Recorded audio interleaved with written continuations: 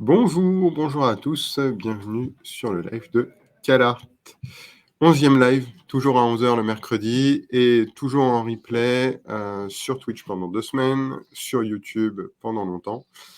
Et en tout cas, aujourd'hui, on va essayer de brainstormer sur les NFT. Alors du coup, il va falloir participer. Je vous invite à parler dans le chat, à écrire, à parler des différents sujets que peuvent avoir les entreprises autour des NFT. Et au fur et à mesure, on va voir comment les entreprises peuvent utiliser les NFT. Moi, bien sûr, j'ai préparé quelques cas d'usage de mon côté. Et comme ça, on va pouvoir voir, créer un peu les NFT de demain ensemble et voir quels sont les sujets sur lesquels on va les voir venir, à mon avis, dans les mois, dans les semaines, dans les années qui viennent.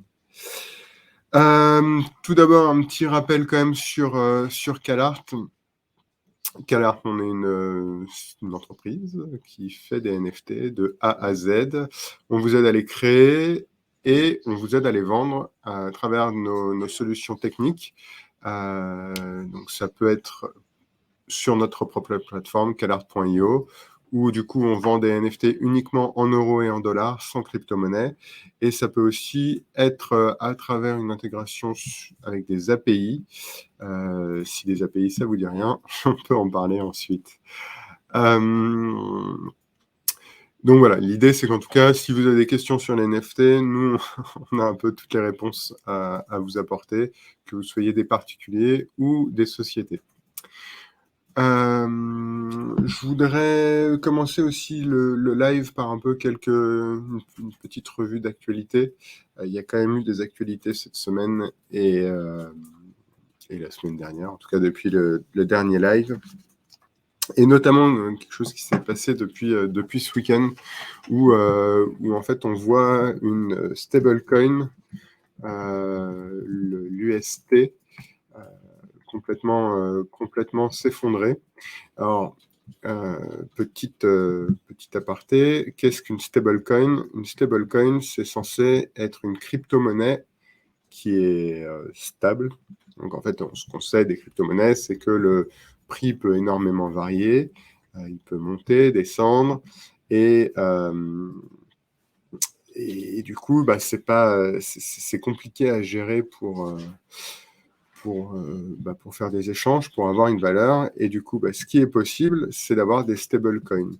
L'idée d'une stablecoin, c'est de ne pas varier au fur et à mesure du temps et d'être toujours, normalement, stable par rapport à $1. Donc là, je vous partage mon écran. Vous voyez, du coup, le cours de l'USDT, le l'UST, pardon, qui est fait par Terra. Et là, en fait, on voit qu'il s'est effondré. Donc, que le cours n'était plus maintenu. Et ça pose d'énormes problèmes parce qu'il y a beaucoup de gens, en fait, qui vont sécuriser leur crypto-monnaie sur ces stablecoins. Donc, il y a l'UST, je crois l'USC. Et le fait que l'USC tombe complètement, ça remet en jeu en fait la stabilité des stablecoins, la confiance qu'on peut avoir dans ces valeurs refuges. Et du coup, ça pose d'énormes problèmes, on va dire, macroéconomiques dans les crypto-monnaies et dans le monde de la blockchain. Donc bien sûr, la fondation derrière ce stablecoin indique qu'elle va réagir. En fait, on le voit, hein, elle a déjà essayé de réagir hier, du coup, et ça avait fonctionné. Mais ça n'a pas suffisamment fonctionné, parce que du coup, là, en fait, tout s'écroule. Donc on pourrait dire c'est un peu le moment d'acheter de l'UST pour profiter que ça revienne à 1. Mais bon, c'est assez risqué, je ne vous le conseille pas. On est plutôt sur un live qui parle de NFT, mais on peut pas pas nier que les NFT sont forcément un peu corrélés à ce qui se passe du côté des cryptos, parce que ça fonctionne sur les blockchains et qu'il y a des corrélations. Donc voilà, en tout cas, je voulais vous présenter un peu ce graphe, vous expliquer qu'il y avait cette situation qui se passe côté crypto-monnaie, et il faut y faire attention. Autre point que je voulais évoquer avec vous aussi, c'est, je crois, Air Europa, une compagnie aérienne qui a annoncé qu'elle allait faire des NFT pour ses avions. Et c'est du coup un des cas d'usage qui peut y avoir dans les NFT. C'est aussi un peu pour se lancer sur le sujet et créer un peu on va dire, d'enthousiasme sur cette technologie. Eux, ils vont s'associer à la blockchain Algorand. Et du coup, il y aura un vol pour Miami où des NFT vont être émis pour ce vol pour Miami. Et je crois qu'il y aura du coup une vente aux enchères autour de ça. Je vois les messages de Mireille qui dit: est-ce qu'il y a moyen de revoir? Oui, alors le replay est disponible sur YouTube, sur Twitch, sur Instagram, sur LinkedIn. Donc il y a largement moyen de revoir le live si jamais ça vous intéresse plus tard, il n'y a pas de souci. Mais donc voilà, des NFT dans les compagnies aériennes, on en avait déjà parlé aussi pour Emirates, qui avait fait des NFT. Je pense que le but d'Emirates, c'était plus de vendre un peu leur capacité à vendre une expérience. Du côté de Air Europa, on rentre vraiment dans un peu le concret de pouvoir faire du NFT qui a une utilisation immédiate, parce que c'est souvent la question qu'on va se poser derrière les NFT, mais c'est à quoi ça sert? Alors, dans le monde de l'art, d'une manière générale, on peut dire que ça sert à, entre guillemets, rien, c'est-à-dire qu'on peut dire que le NFT en tant que tel supporte l'œuvre artistique et la rend unique, et c'est ce que ça vaut, et c'est l'usage que ça a. Après, il y a la possibilité d'avoir plein d'autres usages, et c'est pour ça que du coup qu'aujourd'hui, j'avais fait des sondages un peu avant le live d'aujourd'hui, voir ce qui vous intéressait comme thème, et vous avez tous répondu, enfin très majoritairement, je crois à 70%, faisons un live sur le brainstorm, parce qu'en fait, l'idée derrière les NFT, et ce qui est intéressant, c'est quels sont les usages des NFT. Et on peut très bien prendre même le cas d'usage de base. Le cas d'usage de base de l'art, où en fait on dit que le NFT est le support de l'œuvre, et en soi, c'est déjà pas mal. Mais on peut aussi aller un tout petit peu plus loin et se dire, les possesseurs de NFT de mes œuvres pourront accéder à mes vernissages. Et en fait, tout de suite, on rentre dans une différence où en fait, on a juste l'œuvre, et en fait, on a un peu plus que l'œuvre, on a la possibilité de rentrer, d'avoir un usage supplémentaire comme un ticket d'accès à un événement exclusif. Le vernissage d'œuvres physiques, par exemple. Ça peut être aussi le vernissage d'œuvres numériques, parce que de plus en plus d'expositions se font sur des écrans. Au final, le support, c'est plus un cadre, c'est un écran. Et on a de plus en plus d'expositions qui sont avec des écrans où du coup, on expose de l'art numérique. En ce moment, à la Gaîté Lyrique à Paris, il y a une exposition de Sabrina Raté, qui est une artiste qui vend des NFT et qui fait en fait des œuvres numériques. C'est très intéressant ce qu'elle fait, c'est très joli. Je vous invite à aller voir l'exposition. Et du coup, on peut complètement imaginer que ceux qui ont déjà acheté un NFT de Sabrina Raté peuvent aller voir l'exposition à la Gaîté Lyrique gratuitement.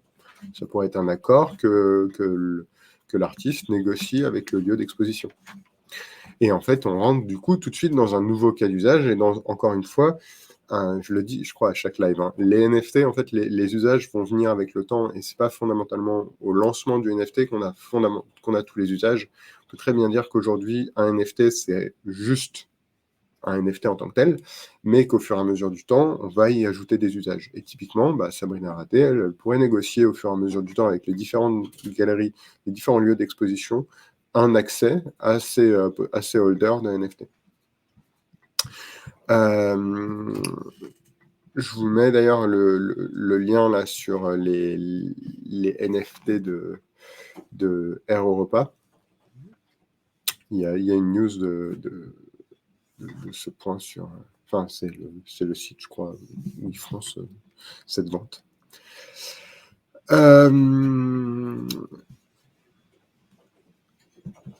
Voilà. Petit moment de suspense. Non, en fait, vraiment, pour moi, l'idée, c'est si aujourd'hui, vous voulez parler de sujets qui vous sont propres, n'hésitez pas à le dire dans le chat. Et en fait, je peux en live comme ça essayer de réfléchir avec vous sur les usages qu'il peut y avoir sur les NFT. Donc là, Mireille, entre autres, t'es une artiste, donc je prenais un peu le cas d'usage des NFT dans l'art et quels sont les différents usages, les différentes contreparties qu'il peut y avoir. Mais en tant qu'entreprise, il peut aussi y avoir plein de contreparties et ça peut être le cas sur les marques. Là, je travaille beaucoup avec un média qui possède des marques et qu'est-ce qu'en fait on pourrait avoir en contrepartie de ces de NFT créés par ces marques. Et en fait, il y a énormément de choses à faire. On peut partir de l'élément le plus petit qui est le même que dans le monde de l'art. En fait, c'est accès à du contenu exclusif. Donc, ça peut être accès à un lieu exclusif, ça peut être accès à du contenu exclusif, du contenu même peut-être parfois juste en avant-première, et dire qu'en fait, ceux qui sont holders du NFT ont les news plus rapidement, comme un peu un fan club. Mais après, ça peut être aussi, du coup, accéder, si on est dans le cadre d'une marque, par exemple, accéder accéder à des brainstorms autour de la marque, accéder à pourquoi pas les dessinateurs, les artistes, accéder à des ventes privées, accéder à ceux qui font la marque en quelque sorte. Après, on peut être, si on est dans du contenu audiovisuel, pardon, on peut accéder à être au public.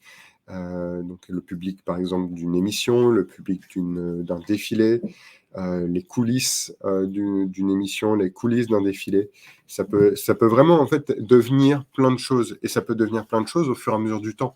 En fait, vous n'êtes pas forcément obligé de connaître tout ça dès le début, mais vous pouvez avoir ces idées-là en tête.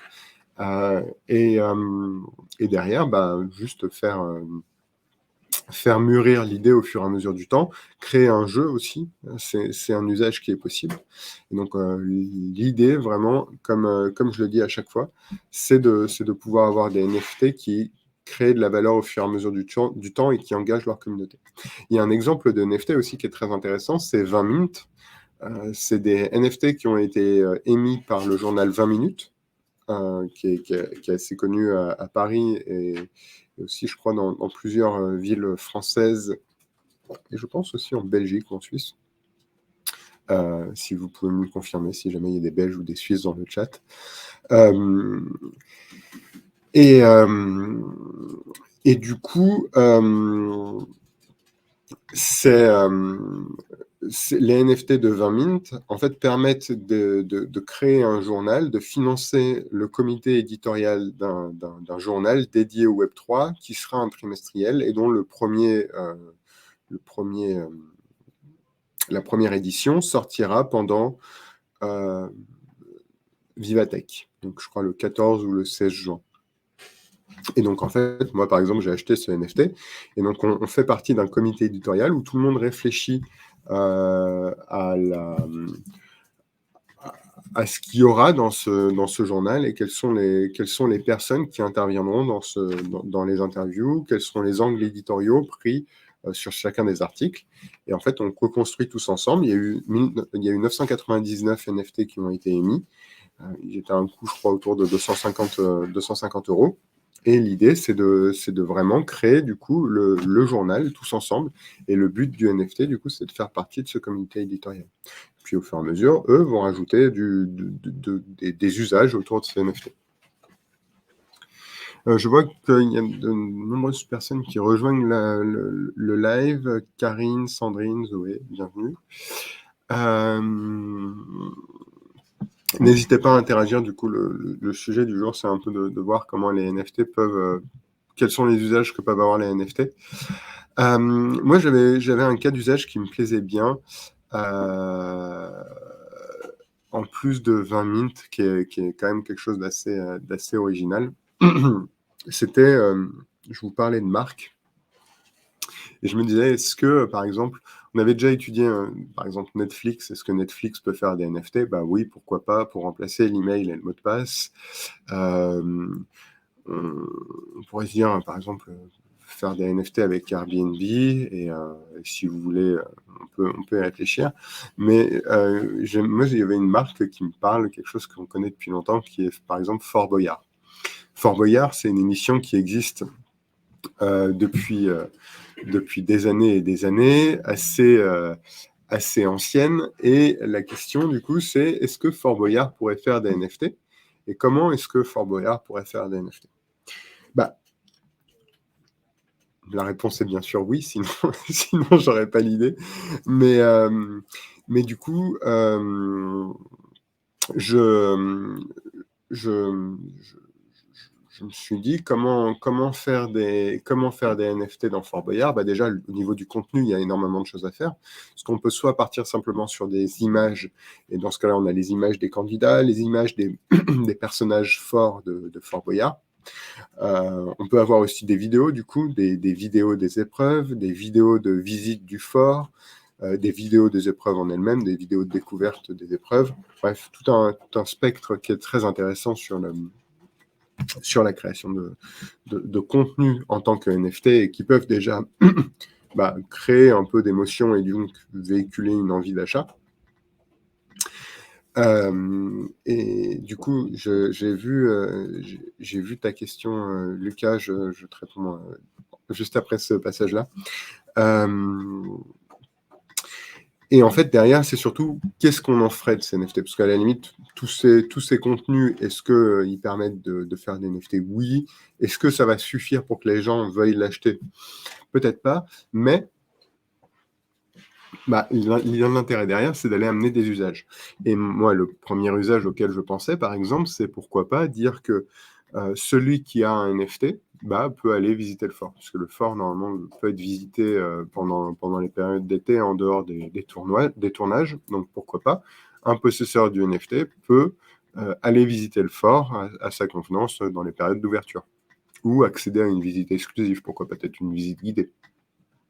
Et donc, du coup, le coût du NFT peut aussi très bien rembourser le coût de cette visite guidée, mais avoir un prix supérieur parce que ça permet de faire partie de la communauté de ceux qui soutiennent le fort. Peut-être que ça peut permettre d'ailleurs de financer des réparations sur le fort et l'entretien du fort. Ça peut aussi potentiellement financer une association. Ce qu'on voit souvent dans différentes émissions, c'est appeler le 3910 pour participer à un concours surtaxé, etc. En fait, quand vous appelez, ça peut très bien vous permettre de recevoir un NFT en échange, et du coup, le NFT devient un peu votre preuve de participation au concours. Et en fait, vous pouvez déjà très bien le donner à quelqu'un d'autre si vous le souhaitez, ce qui est quand même pratique, parce qu'aujourd'hui, quand on est dans des jeux concours comme ça, en fait, on n'a pas vraiment de contrepartie, et on ne sait pas vraiment quoi faire de cet achat. Là, vous pourriez dire que cette contrepartie, vous l'offrez à quelqu'un, potentiellement, ou vous la vendez si vous voulez. Mais en plus, du coup, ça donne un peu un côté matériel à cette participation au concours, et ça fait autre chose que simplement, simplement appeler un numéro surtaxé. Ça peut aussi, du coup, permettre de financer une asso. Je crois que je me suis perdu. À voir. Faudrait que je regarde le replay. Mais du coup, ça peut aussi permettre de financer une asso, parce que dans certains Fort Boyard, il y a des célébrités qui viennent, et qui en fait viennent pour financer une association. Même, je crois que c'est de plus en plus le cas. Et l'idée derrière, c'est que l'achat de ces NFT pourrait aussi participer au financement de l'association. Ça serait en fait totalement bénéfique et plutôt un cercle vertueux. Je crois que déjà, à travers ces différents cas d'usage, on voit qu'il y a plein de pistes différentes qui vont dans différents axes. On peut très bien financer la rénovation, l'entretien du fort, financer juste des choses, des contreparties un peu plus, j'ai envie de dire, égoïstes, comme avoir un accès privilégié au fort ou ce genre de choses, ou complètement remplacer un cas d'usage existant avec l'appel surtaxé qui est connu de tous, mais là, aller lui donner une autre dimension. Du coup, Lucas, tu disais depuis combien de temps je suis dans le domaine, combien de temps nous sommes dans le domaine. En fait, CalArt, c'est un projet qu'on a commencé fin 2020, début 2021. Donc, ça fait maintenant presque 1 an et demi qu'on est dans le projet, qu'on est dans le domaine des NFT. On commence à avoir beaucoup d'expérience. C'est pour ça aussi, je pense que le live est intéressant et que vous êtes de plus en plus nombreux à le suivre, parce qu'en fait, on a vraiment un aperçu de beaucoup de choses qui se font de par des discussions commerciales, en fait, avec des clients ou des prospects, où vu que c'est un milieu dans lequel on est un peu à l'écoute des différentes news. Et pour moi, c'est un peu le sujet de ce live, c'est d'échanger avec vous ce que je vois, ce que les équipes voient sur ce domaine. Parce qu'en fait, il y a tellement de choses qui se passent que c'est pour ainsi dire impossible d'être partout. C'est un peu dur de tout savoir et comme ça vous permet d'avoir un petit condensé de l'information en une semaine. Voir par exemple qu'il y a des NFT qui se lancent dans le domaine de l'aérien, voir cette histoire de l'UST, ça peut être quelque chose dont vous pouvez pas forcément voir les répercussions, mais ça existe. Voilà, donc c'est un peu pour ça que je fais ce live, parce que ça fait longtemps que je traîne, nous traînons dans le milieu, et du coup, je pense que ça peut vous intéresser aussi d'avoir ce genre de retour d'expérience d'une manière générale. Donc, n'hésitez pas. Si vous avez des questions, si vous avez des usages à discuter, d'une manière générale, on est là pour répondre à ça. Donc, n'hésitez pas à interagir soit dans les commentaires, soit en DM, soit par email, soit sur le site. On a plein de canaux de communication et saisissez-les. Un autre cas d'usage en fait que j'ai vu cette semaine pour le coup et que je trouve assez intéressant, c'est l'idée aussi qu'on peut faire des produits exclusifs et adosser en fait à ces produits exclusifs des NFT. Et en fait, quel est l'intérêt? L'intérêt, c'est qu'en fait, ça va donner une autre dimension à ce produit exclusif et qu'on va plus être simplement dans j'ai acheté à un instant T un objet qui peut être banal, hein, mais ça peut être, disons, une collection exclusive d'une marque. Par exemple, je sais pas moi, je dis quelque chose au hasard, une marque de gants qui sort 500 ou 1000 gants exclusifs. En fait, souvent, ce côté exclusif, il va se perdre avec le temps. Il va avoir de moins en moins de valeur avec le temps, parce que le côté exclusif va partir. En fait, on va un peu perdre on va un peu perdre du coup cette dimension exclusive, parce que l'histoire ne sera pas entretenue. Mais dans le NFT, en fait, on peut rappeler cette dimension exclusive que l'objet a, plus que n'importe quoi. Et en fait, on peut émettre un nombre de NFT fini. C'est-à-dire qu'on va dire, par exemple, il y a 1000 NFT.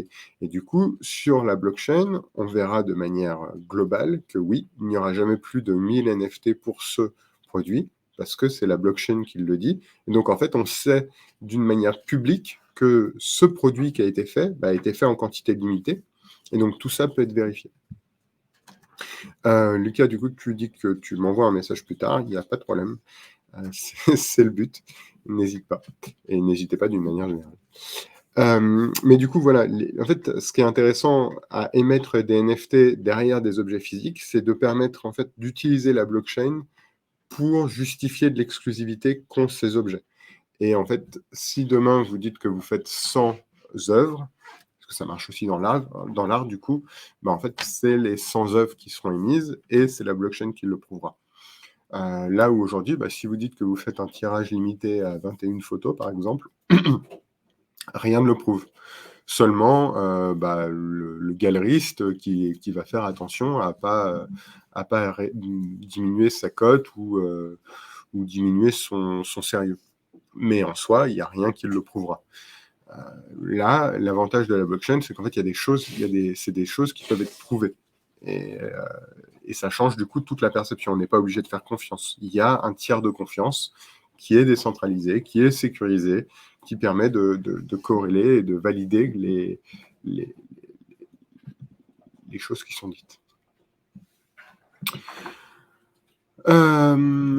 Voilà. Je ne sais pas du coup si vous avez d'autres usages sur lesquels vous voulez parler. Du coup, Lucas, il y a écrit dans ton pseudo que tu es un expert marketing digital. Il y a mine de rien beaucoup de choses à faire aussi dans le marketing digital autour des NFT. Ça sert vraiment en fait à transformer une expérience client. Aujourd'hui, tout ce qui est numérique a peu de valeur. Grâce aux NFT, en fait, on y ramène de la valeur. L'exemple que j'aime bien dans ce sujet-là, c'est un peu les billets de concert ou les billets pour accéder à n'importe quel événement. Aujourd'hui, c'est souvent des QR codes dans des emails. Franchement, ça n'a aucune valeur, on l'oublie complètement, on passe complètement au travers, et moi je trouve que c'est dommage. J'aimais beaucoup collectionner les tickets, j'aimais beaucoup collectionner les tickets de concert, les tickets pour accéder à des événements. Je trouve que c'était un joli souvenir en fait de là où j'avais été. Et en fait, avec les NFT, par exemple, on peut recréer ce souvenir, on peut ramener la valeur à ce souvenir, ramener mais purement la valeur émotionnelle. Hein. On n'est pas du tout dans une valeur transactionnelle, enfin fiduciaire. On est dans simplement, je suis content d'avoir un objet parce que cet objet me provoque des émotions. Et en fait, grâce au NFT, on a ça. Et toutes les valeurs qu'on a perdues au fur et à mesure du temps à cause du digital, bah, les NFT le ramènent, le rendent. Et du coup, je trouve ça hyper intéressant. Et c'est pour ça que les cas d'usage sont potentiellement illimités. Donc, n'hésitez pas, si vous avez des sujets dans les NFT ou d'une manière générale, justement, des sujets qui ne sont pas des NFT et que vous posez la question, est-ce que je peux faire des NFT? Bah, soit vous interagissez dans le chat maintenant, parce que là, on arrive plutôt vers la fin du live, ou sinon, bah, vous envoyez un DM, vous interagissez avec nous et on aura plaisir de brainstormer avec vous. Voilà un peu du coup pour ce que je pouvais dire au sujet des NFT. On a parlé de Air Europa qui fait des NFT pour vendre des billets d'avion. On a parlé des NFT pour Fort Boyard, qui est un peu un cas imaginaire, mais que je trouve très intéressant, notamment pour la partie remplacer les appels surtaxés. On a parlé de 20 Mint, les NFT faits par 20 minutes pour participer à un comité éditorial. C'est déjà pas mal. On peut sûrement en trouver d'autres. Si ça vous intéresse, n'hésitez pas à interagir et comme ça, on fera un live sur le sujet la semaine prochaine. Et pour rappel, du coup, je suis le fondateur de CalArt, une plateforme qui permet de vendre des NFT en euros et en dollars sans manipuler de crypto-monnaie sur une blockchain respectueuse en termes d'écologie, donc qui est complètement neutre en carbone. Et on fait en sorte que du coup les NFT soient simples et accessibles à tous, non seulement accessibles à vous, mais aussi accessibles à vos clients.